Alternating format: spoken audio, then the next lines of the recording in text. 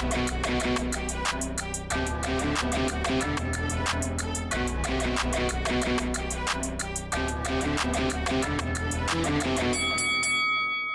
guys, welcome to Boxing Squared for boxing news and views from around the internet. Joseph Parker and Kevin Barry are part ways, ending a relationship of 8 years or so, and this has come somewhat as a surprise, not because people hadn't been calling for it, but the timing of now. Why now? And there's a few things related to that and also the what next that I want to pick up in this video. So I was getting ready for work, heading into work as this news broke. It sort of came just an hour or so after a Parker video that I'd done, which was talking about something else, but I had mentioned there were some reports that this may be happening. But I've had all day to sort of think about some of these issues, and there is one or two things from the statement that has been made that I'll pick up on, but I'm not going to go through their statements in general. This is Joseph Parker, Kevin Barry, also a comment from David Higgins, but what I'll do on that front, because I missed the initial news wave, so I'm just going to get into some different issues and thoughts, but what I will do is put those, and you may have seen them on screen already, the different comments from Parker, Higgins, and also Barry, mostly sort of saying what you would expect, but one or two things that Barry and Higgins are saying that does sort of leave a breadcrumb about what the what next may be. But it was a little surprising because, why now? Clearly this just hasn't happened overnight, but we'll get to that in a second. But why not in 2018? There were loud calls for Parker and Barry to split after the Dillian Whyte fight. And that even got to the point where you had the Samoan Prime Minister saying that Barry had to go. At the time I did a video, there was a number of people weighing in on it, but they stuck it out. Parker said that he would be staying with Barry, but since then you've had 3 tune-ups and now a fight against Junior Fa, which is above that sort of tune-up level, but not necessarily world level. So you've got a case that, why not then? Why now? What's been happening? And this clearly didn't just come out of the blue. He's been thinking about it for a while, because in the press conference in Fight Week ahead of the fight with Junior Fa, one of Fa's trainer, Eugene Berryman, he actually made mention that Parker had contacted him about joining City Kickboxing. No further sort of detail was given about that, and Parker and Kevin Barry laughed it off, all that sort of stuff, but it was thrown out there. It was a little awkward when it sort of was said in the press conference, but not too much was made after that. And clearly now with this news, and we'll come to City Kickboxing as a potential option a little bit later on, but it sort of seems at 29, has Joseph Parker left it just a little bit too long? Because like I say, that ideal window could have been 2.5 years ago when he was, 26, 27, now 29. Probably should have happened ages ago when people were calling for it to happen. But Joseph Parker, his own man, he's made his own decision. He's leaving Kevin Barry after 8 years. He's now 29 years old. And you'd have to imagine to some extent he is the finished article. He's in his prime. What sort of value add can you get from a new trainer? Well, hopefully for his sake, quite a bit, because if you're leaving Kevin Barry now, which maybe seems like it was left a little too long to leave, I mean, you'd hope that whoever he goes with is able to add something and sharpish, because he has spoken about wanting to be in world level fights, title fights, all that sort of stuff, and clearly he needs to add a few wrinkles to his game, something different, and obviously a new trainer is going to afford him the opportunity for maybe some new techniques, new ideas, fresh ideas, and this has been something that people have been calling for a while, because Parker hasn't impressed for a while. When was the last really impressive performance by Joseph Parker? As a lot of people in that video that I did, the Survey Says video, Parker's wins, best wins, have been somewhat controversial, and he's also had some somewhat controversial losses, but there hasn't really been a sort of standout performance for quite some considerable time, and it had appeared that Joseph Parker had plateaued 2 or 3 years ago, and it's really been much of a muchness. Seeing him in the ring, what he's been doing doesn't really look like he's added too much to his game, and perhaps he's now felt that he's outgrown Kevin Barry in the sense that he can't learn anymore. But in terms of the statement that he issued, didn't really sort of get into anything like that, and perhaps that wasn't the forum for it, because they want to have an amicable split. They'll just say, very high-level statements, and that's what we got. But the question is, what next? Who next? And there was a clue in the Kevin Barry statement. So he said he wishes to spend more time here, referring to Joseph Parker and referring to New Zealand. Bearing in mind, Kevin Barry lives in Las Vegas. Joseph Parker, pretty much all his training camps have been in Las Vegas. He even lived with Kevin Barry, when he was training over there, all that sort of stuff, preparing for fights. They've had this routine where Parker's come over pretty much for most of his fights in his career. So, over 20 fights, is it close to 30 now? Something like that. So this relationship, 8 years, about 30 fights or just under, he's done things a certain way, but Barry is saying he wishes to spend more time here. In this camp for this fight with Junior Fa, Kevin Barry was the one that had to come back to New Zealand, train Parker at home. Maybe that at-home factor, having that training camp, that's helped solidify what he wants to do with the what next. And somewhat echoed by David Higgins, the Barry comment there, he said Joseph is keen to spend more time in New Zealand. So with those two things, that's the breadcrumb to a New Zealand option.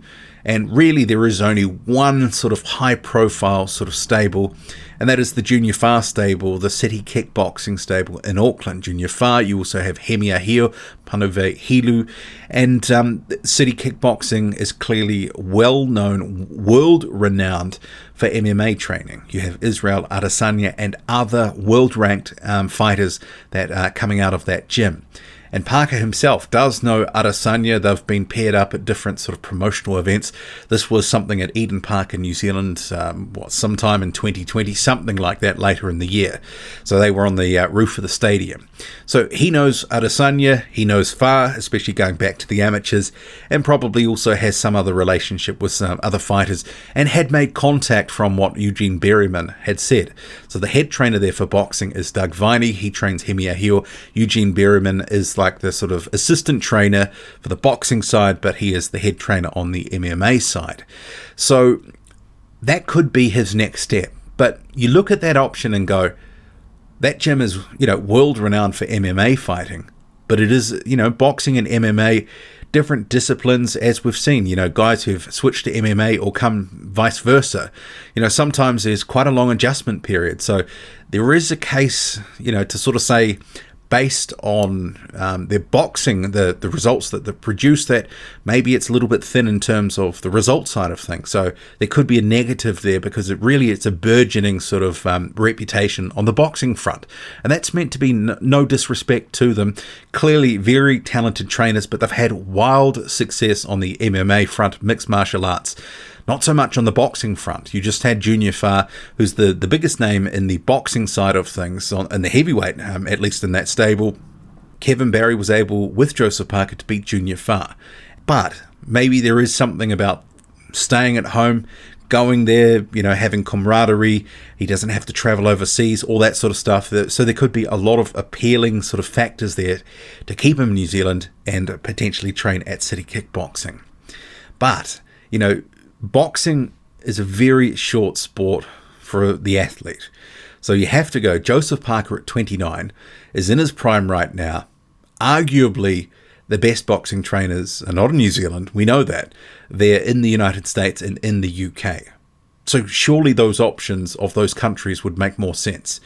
You can make a case to say, hey, if Joseph Parker wants to maximize his career, go offshore, base yourself offshore, stay there, and you can make the most of the rest of your prime.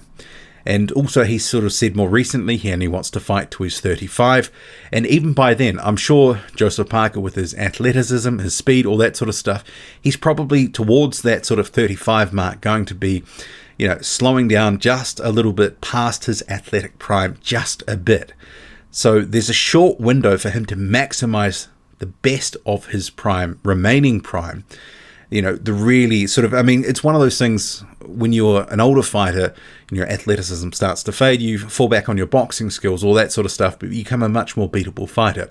But these are the prime years, the prime earning years, prime title shot years. I just wonder if he stays in New Zealand, is that a mistake?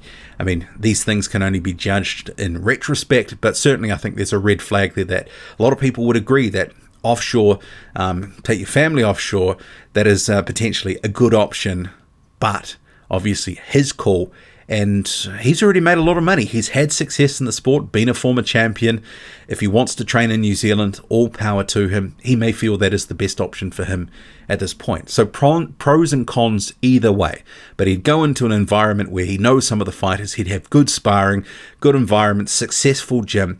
But obviously on the boxing side, not massive results so far. But actually on Television New Zealand, One News, they mentioned, and they threw out, with no quotes or anything like that, Ben Davison. So Tyson Fury's former trainer trained him for a few fights, but then Tyson Fury dropped him after was it the Otto Wallin fight?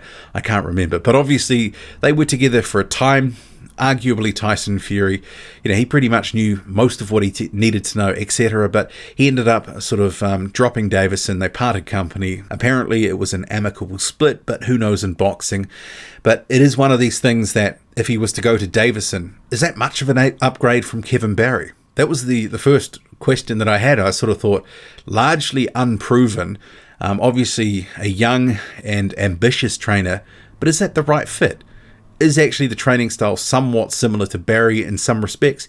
Arguably, yes, but you can pick out probably 20 different trainers that Parker would be able to work with and probably do well with. A number in the UK, a whole bundle in the US.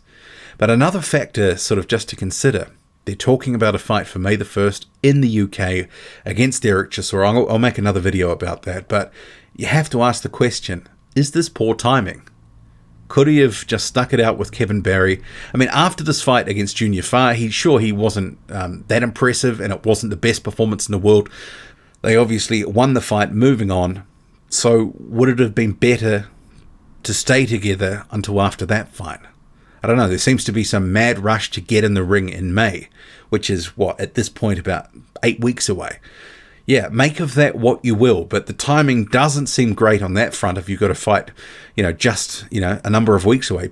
Be different if there was a fight in 6 months, say in September, October or something like that. But we're talking in less than 2 months' time. So arguably, whatever version of Joseph Parker is now is probably going to be largely what he's going to be on that fight. And just with the timing, if he loses that one, well, can you really blame, this training thing? I don't know, some people will fall back on that, but it sort of seems like you're setting yourself up to fail in some regards by doing that, because you've got an inbuilt excuse. But yeah, I don't know. Parker, I think for many will go in a favourite. Derek Chisora, and this, fight with Joseph Parker, this is a very big crossroads fight, especially considering the change in trainer now. I know some people think that Parker will dog walk this and really sort of put on the clinic, but he needs to. He needs to have a good performance, because he hasn't really had a good performance for some time. And while people will say styles make fights, there are some things that we just don't see. Arguably, there's no adjustments in-ring, in-fight. If someone is doing something like Fa was, that was simple and successful, like clinching, for example, there seems to be Joseph Parker has no answer for it. It's just like, as people have noted and questioned, the in-ring sort of IQ, that boxing IQ, sometimes in a fight just sort of seems to be just do the same thing over and over and hope for a different result. Anyway, what did you make of the split with Kevin Barry? The timing, certainly a lot of questions. It's curious to some extent, but clearly been thinking about it for a while. Who do you want to see him go with? And is it, bad timing in respect of having a fight so soon? Seem to want to rush into something for May, but, why not in 6 months' time? Drop a comment loud and often. Hit like, hit subscribe. Follow me on Twitter, boxing_squared. I'm out.